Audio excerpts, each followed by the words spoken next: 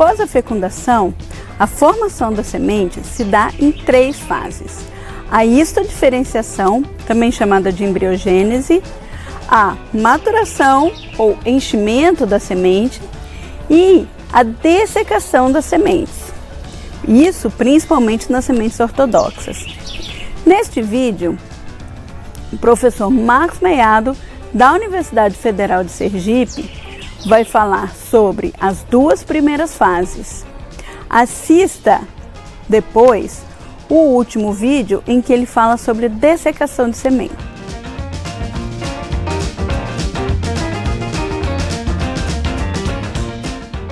Mas vamos falar um pouquinho então sobre a formação da semente.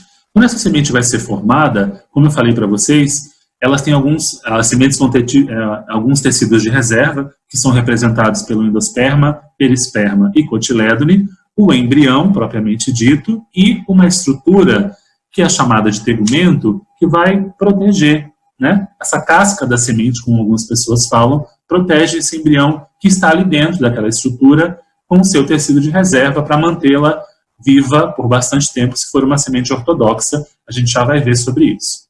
Bom, quando acontece a fecundação, que seria a fusão da primeira célula espermática com a oosfera, que eu te expliquei lá alguns slides atrás, a semente começa a se desenvolver. E durante a formação da semente, esse embrião em desenvolvimento, essa semente em desenvolvimento, ela passa por 3 fases de formação de semente, esse embrião, né, que se desenvolve. A primeira fase é chamada de histodiferenciação ou embriogênese. A segunda fase ela é chamada de maturação. E a terceira fase é chamada de dessecação. Eu peço para que vocês se atentem que em alguns livros utilizam o termo maturação para se referir a todo o processo de desenvolvimento da semente. Tá? Mas se você for seguir algumas outras bibliografias que utilizam essa terminologia diferenciada, como, por exemplo, o livro do Alfredo Gui e do Fabian Borghetti sobre germinação de sementes, que foi publicado em 2004, se eu não me engano, utiliza esse termo maturação para essa segunda fase. Nós vamos entender o que acontece em cada uma delas, ok? Mas se você está consultando algum outro livro, você pode se deparar com a utilização desse termo maturação como toda a fase de formação da semente. Eu estou usando aqui, seguindo a referência do Alfredo Gui e do Fabian Borghetti, eu estou usando o termo maturação como nome da segunda etapa de formação da semente. Só para que vocês visualizem, depois da fecundação, eu tenho a formação de uma estrutura que é chamada de zigoto, que é uma estrutura diploide, que é formada pela fusão do gameta masculino, né, a célula espermática do gameta masculino, com a oosfera. Ela forma o zigoto, e essa estrutura celular, né, diploide, unicelular, entra num processo de divisão, de mitose, para formar esse embrião. Então eu tenho aqui alguns cortes anatômicos de embrião em formação. Essa imagem foi tirada do livro Biologia Vegetal do Raven. Então você tem um embrião que começa a se diferenciar e sai de uma estrutura unicelular para uma estrutura que é chamada de globular, né, parece um globo aqui, esse embrião.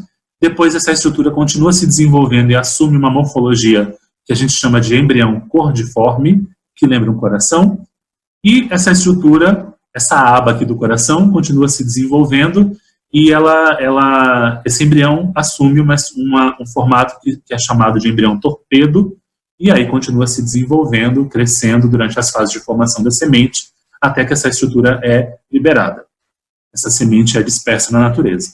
Se você olhar para cá, você vai poder ter a habilidade de dizer que essa espécie aqui é uma Eudicotyledônia. Ela tem 2 cotilédones, né?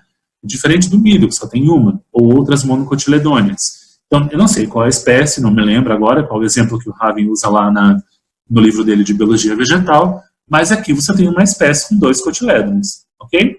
Bom, então vamos lá, vamos entender o que acontece em cada uma dessas fases de formação da semente. Primeiro eu tenho a primeira fase, a histodiferenciação ou embriogênese. Como eu falei para vocês, essa fase se inicia após a fusão da célula espermática com a oosfera, formando o zigoto. Esse zigoto vai entrar numa fase de divisão celular. É por isso que os principais eventos que influenciam a formação, essa primeira etapa de formação da semente, desenvolvimento da semente, que é chamada de histodiferenciação, que é diferenciação tecidual ou embriogênese, é uma elevada síntese de DNA, uma elevada atividade mitótica, porque esse zigoto está ali se dividindo loucamente e produzindo várias células. E eu tenho, então, no final dessa fase, a formação das estruturas que compõem o embrião, os tecidos que vão compor o embrião. Okay? Lembrando que essa semente ela é formada por tecidos meristemáticos, representados por protoderme, procâmbio e meristema fundamental, que são tecidos meristemáticos, vocês devem ver isso lá em anatomia vegetal, são tecidos meristemáticos que vão dar origem ao tecido, né, da plântula, depois que a semente germina, a protoderme originando a epiderme, o procâmbio originando o tecido vascular, xilema-floema, e o meristema fundamental, dando origem ao tecido fundamental, que é representado pelo parênquima, colênquima, esclerênquima. Enfim. Bom, deixa eu tomar um pouquinho d'água aqui, só um minuto.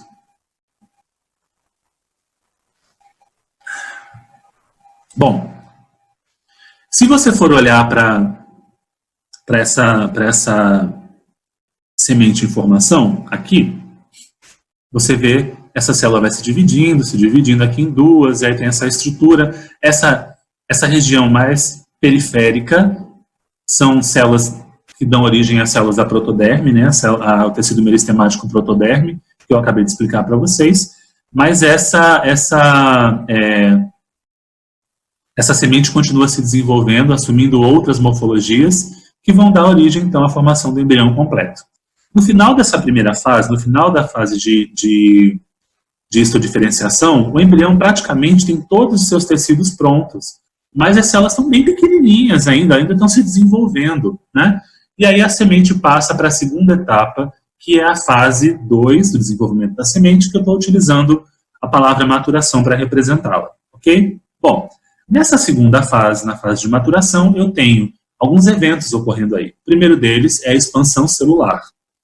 Essa expansão celular, esse aumento das células, ele ocorre pela captação de água e matéria orgânica que está sendo mandada pela planta-mãe. Então, eu tenho a planta-mãe aí enviando essa água e essa matéria orgânica, os fotoassimilados, né, os carboidratos produzidos durante a fotossíntese, que são direcionados para a produção de sementes no momento da reprodução. Isso ocorre por uma comunicação que existe entre a semente e a planta-mãe, que ainda está presa lá dentro do fruto. Então, a planta-mãe está ali fornecendo água e matéria orgânica para encher, como a gente fala, essas sementes. Eu não gosto muito dessa expressão, mas enfim.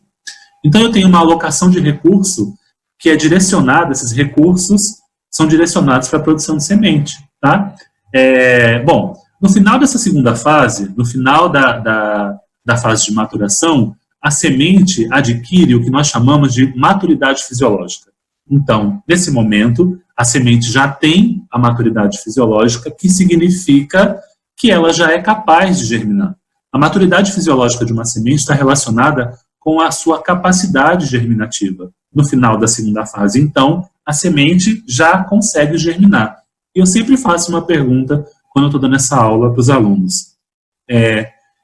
Se a semente já formou todos os seus tecidos, está com o embrião completo, nessa segunda fase aí, no final da segunda fase, ela já se expandiu, já tem todo o seu tecido de reserva formado, as células estão preenchidas. Ela está recebendo água e nutrientes da planta-mãe. Por que diabos essa semente não germina? Ainda enquanto está presa dentro da planta-mãe. Isso acontece porque também nessa fase as sementes produzem um hormônio chamado ácido abscísico, e esse embrião está recebendo essa grande quantidade de ácido abscísico que inibe o processo germinativo. Na planta adulta, o ácido abscísico tem outras funções, que estão relacionadas, por exemplo, com fechamento estomático, para evitar a transpiração, a perda de água. Mas no embrião, que não tem estômago para fechar, esse ácido abscísico tem outra função, que é inibir o processo germinativo. Então, tem uma grande quantidade de ácido abscísico sendo enviado para esse embrião para inibir o seu processo germinativo. Em alguns casos, essa inibição ela não ocorre. E aí vai proporcionar um evento que nós chamamos de viviparidade, que é quando a semente germina ainda dentro do fruto, tá? Eu trouxe alguns exemplos de plantas cultivadas, como morango, maçã e tomate. Isso também acontece com pimentão, não sei se você já viu, alguns casos com laranja, com milho também. Mas isso está relacionado com uma má formação genética, e tem um problema, uma mutação que acontece em alguns casos aí, onde a planta não consegue ter uma produção significativa de ácido abscísico, e nesse caso, durante o momento de reprodução, ela não consegue inibir a germinação dessas sementes que estão dentro do fruto, porque ela já atingiu a maturidade fisiológica, ou seja, ela já adquiriu a capacidade germinativa, e aí ela consegue germinar. Tá? Se eu não tenho a produção de ácido abscísico proporcionado, por exemplo, por alguma mutação genética que proporciona a produção de um indivíduo sem uma quantidade adequada de ácido abscísico, isso tem uma influência na fase adulta da planta, mas na fase reprodutiva também, que seria a incapacidade de inibir o processo germinativo dentro do fruto, que nós chamamos de viviparidade. Ok? Bom, como eu falei para vocês, está associado a uma mutação genética, mas algumas espécies nativas, elas utilizam essa viviparidade como uma estratégia reprodutiva. Eu trouxe um exemplo aqui, não sei se vocês conhecem, mas essa espécie que tem essa estratégia reprodutiva, ela é chamada o nome científico dela é Rhizophora mangue. Ela é uma planta típica de regiões de mangue, né? Em algumas áreas ela é praticamente exclusiva, ela e uma outra espécie avicênia que ocorre no mangue também. Mas se você perceber, ó, você tem uma estrutura aqui, um fruto, a semente está aqui dentro, que já germinou, está emitindo essa estrutura que popularmente é chamada de caneta. Essa estrutura, então, ela se desprende da planta-mãe quando ela está num tamanho X, e essa estrutura cai aqui, esse aqui é um desenho, e aqui ela na natureza. Ó. Ela cai no mangue, se penetra o solo encharcado aí de água salgada do mangue, que está recebendo essa água do mar, e essa estrutura só é produzida porque a semente não conseguiria germinar se fosse liberada. Lembra que a semente vai absorver a água. Então, aqui nessa água, por ser uma água proveniente do mar, na maioria das vezes, esse mangue está recebendo um aporte de água salgada, essa osmolaridade aí não proporcionaria germinação. Ao invés de absorver a água, a semente perderia água. E essa estrutura, essa plântula em formação aqui, ela tem a habilidade de filtrar esse excesso de água por vários fatores, por vários mecanismos aí relacionados com a tolerância ao estresse salino. Mas essa espécie, então, consegue ocupar esse ambiente com essa estratégia reprodutiva de viviparidade. As sementes germinam dentro do fruto, como está aqui, ó.